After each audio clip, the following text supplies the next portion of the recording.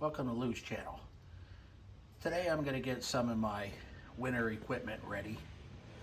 I'm going to buy changing the oil, putting fresh oil in it, having it ready for, like this is a generator here, making sure that it's ready for action when the power goes out.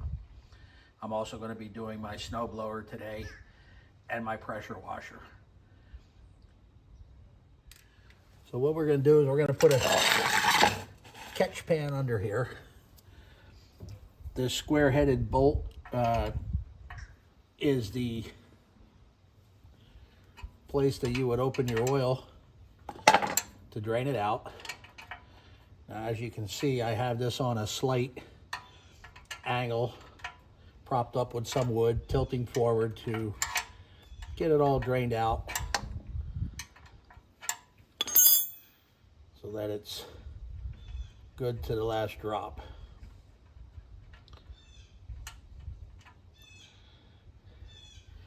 Now that oil looks pretty clean, but I honestly do not remember the last time that I changed it. And you got to remember that generators use oil because they rev at such a high speed. So they work hard.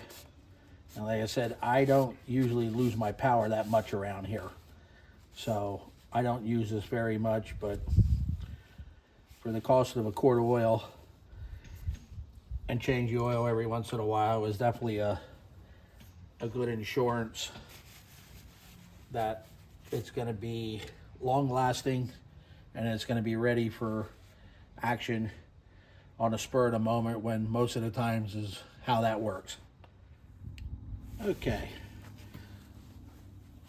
So you see here all the oil's drained out. So we're just gonna put the plug back in.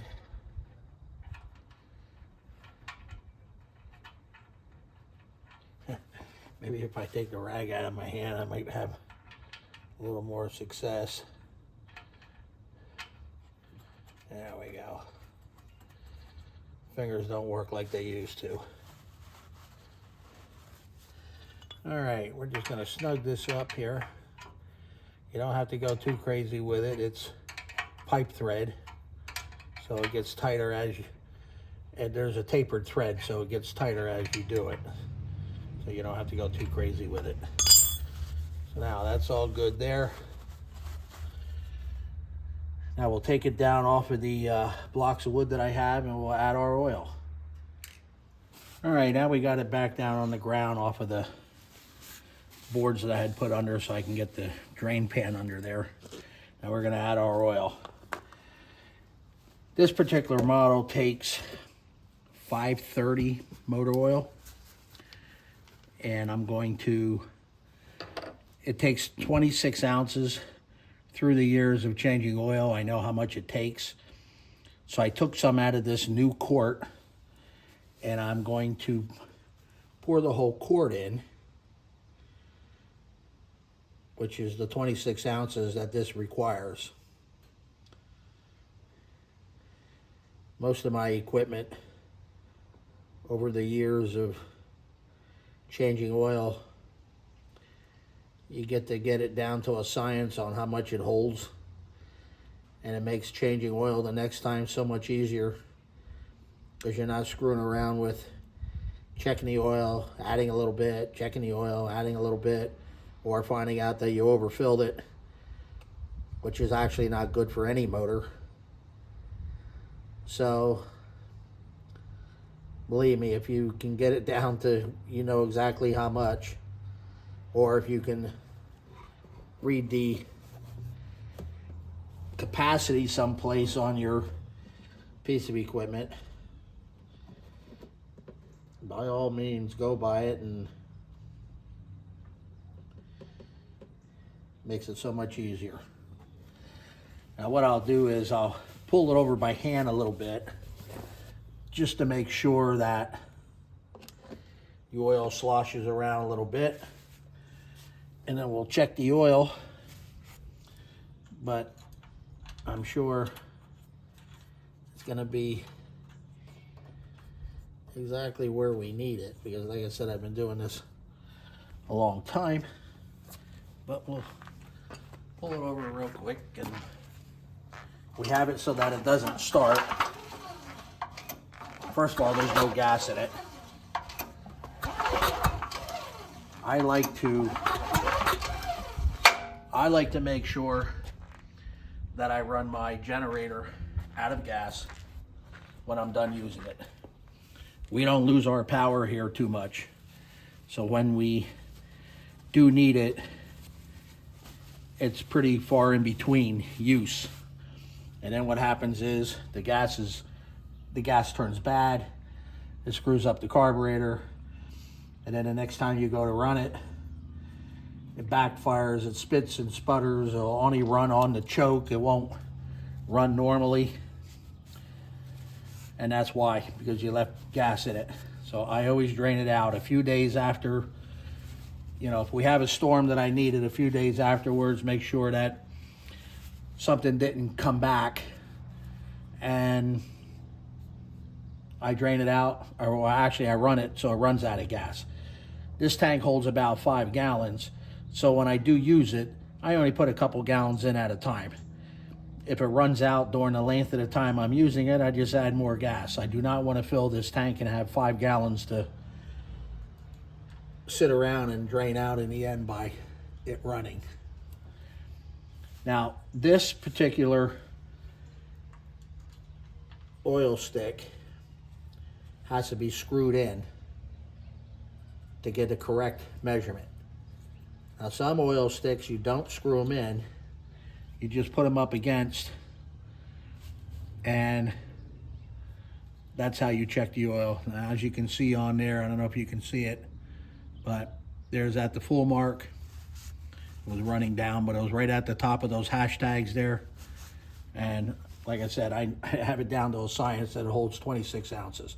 But like I said, some of these you'll put just against and pull it out and check it, and other ones you need to screw it in all the way. Sometimes they'll tell you that right on your cap. They'll tell you do not screw in, do not thread in. They'll tell you something like that to check your oil. So that's pretty much all there is to it here. Like I said, I change oil, I put fresh gas in it when I need it, it fires right up and it runs great. So that's how you take care of your generator. Okay, now we're going to move on to my pressure washer. This I do not run out of gas because I use it a lot during the summer, and during the winter I use it a lot to spray off the salt on the cars. So this I do not run out of gas. I do not run it out of gas just because I'm always using it. So we're going to pull this drain plug here.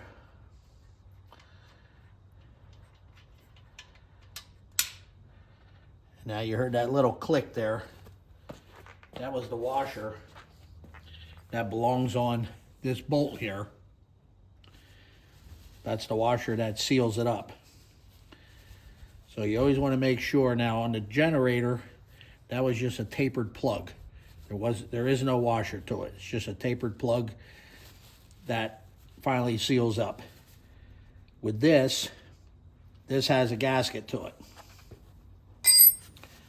So when I'm done here, I need to fish that gasket out and put it back in there. Otherwise, it's going to leak as soon as you fill it up. And here's this plug, the dipstick here.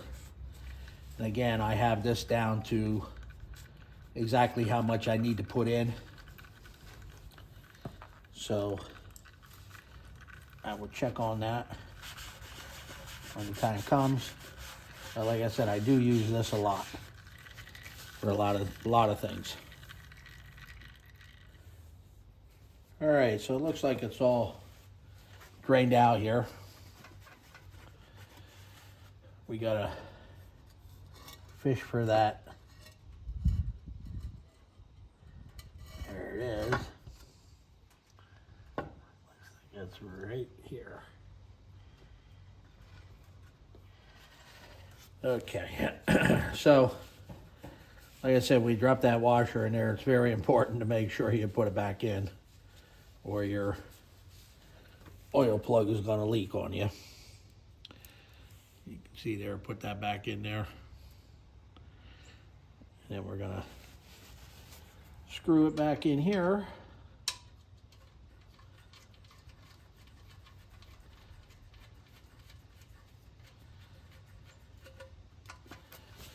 Just like so. Give it a little snug. Now what we'll do is we'll let it down off of the wood that I have it propped up on, and we'll add our oil. All right, this particular model takes 10W30 motor oil. And again, with measuring things out over the years, this holds 14 ounces. So I have exactly 14 ounces in this container. So I'm going to dump the whole thing in.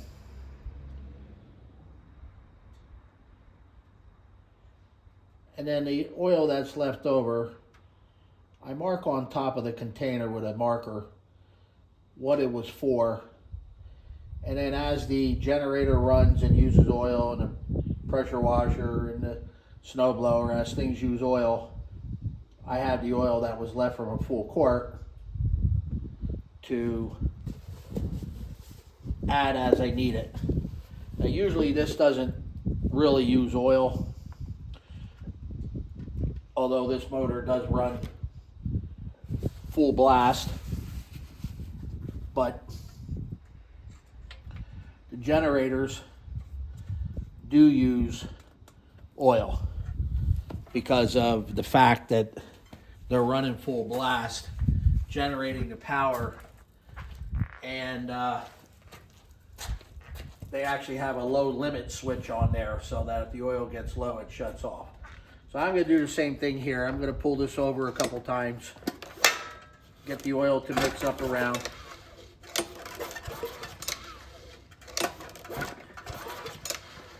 And then I'm going to check it. This one here, my other one, the generator, you had to check the oil screwing the cap in all the way. This one here, you did not screw it in all the way. You just bump it up against, check the oil to make sure it's in between down here and that little bump you see right there. Let's see where we're at with it. And I don't know if you can see that or not, but again, it's right there, right where it needs to be. Like I said, that's the nice part of keeping track of how much you put in it so you know the next time. So this machine is pretty much done. We will move on to the last piece that I have to do, which is the snowblower. All right, so now we're working on the snowblower. Doing the same thing here, changing the oil. The oil plug's back here, and I have the front of it propped up with a piece of wood to get it to drain backwards as much as it can. Try to get every last drop out.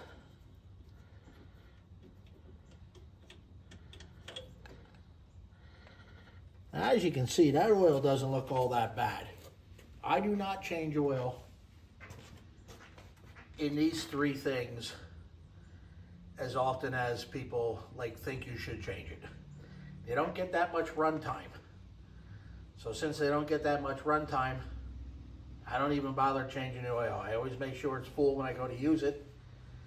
But as far as changing it, I'm gonna say probably every 2-3 years I change it. And as you can see, the oil is, see if I can get you a shot of the pan.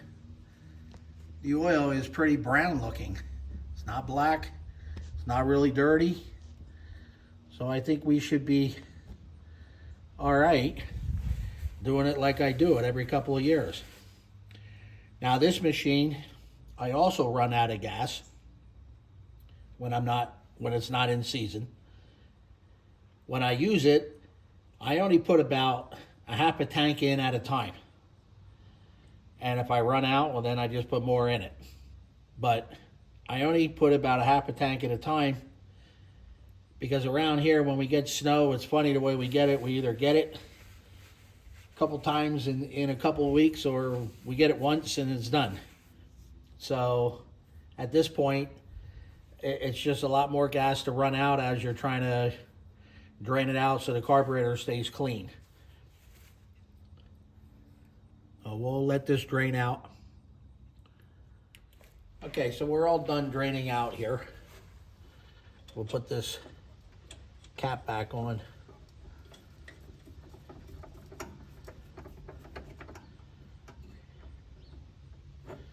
Kind of makes it nice that they have an extended piece of pipe on here. I've seen them already where they don't, and they make such a mess trying to change the oil, because it just runs all over the frame of the snowblower, and then it's a real mess.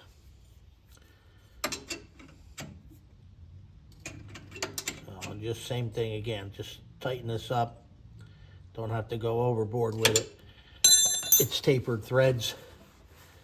It's tapered pipe threads. There's no washer or anything that seals it. So it's just that. All right, so we got it down off the wood. Got the drain plug on nice and tight. Now we're gonna add the oil. Now this particular model takes 530 motor oil, and this also holds 26 ounces. So I'm going to, I took some out of this quart so that there's 26 ounces in this whole bottle.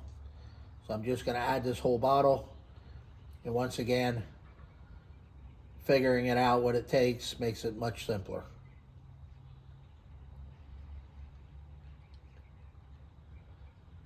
So we're just gonna add this here.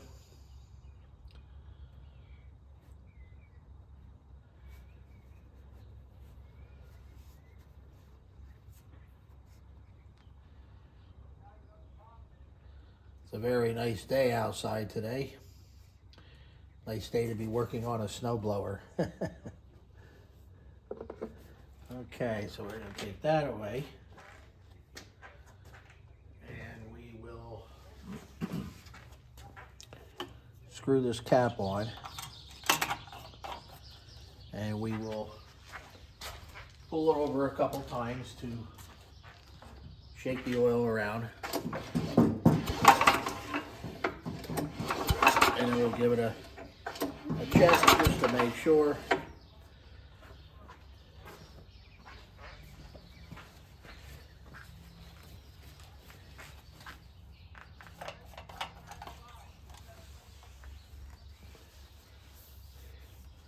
You can see on this one here, it shows there's the full line, there's the add line. You only have a little bit of room between them. So we'll screw this one on. And I don't know if you can see that, but as you can see there, it's right at the full line. Again, it sure does make it nice knowing how much you need to put in, because there is no guessing. And that's about it. So this one here should be ready to go with some gas in it. This should be ready to fire off and look for that snow. I want to thank you for watching my videos. I hope that you will subscribe to my channel and keep an eye open for future informational videos. Thank you.